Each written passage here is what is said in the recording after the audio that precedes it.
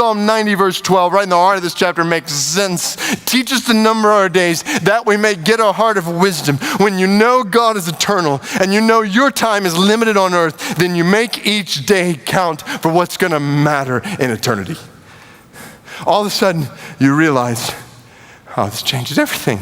You realize how much money you make doesn't really matter. What you do with the money you make is what matters. All of a sudden, you realize that the people around you are far more important than the things on your to-do list.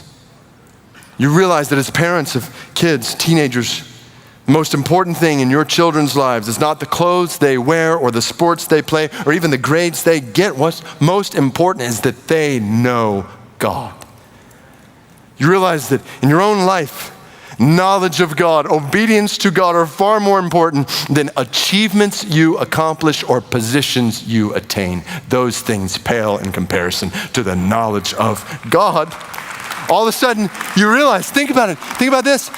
Change your perspective. When you realize that every person in your life, in your family, in your workplace, in your neighborhood, in this city, around the world, every person you see this week is either headed to an eternal everlasting heaven or an eternal everlasting hell. And the only difference is what those people do with Jesus. So that leads you to speak about Jesus. You tell people about Jesus.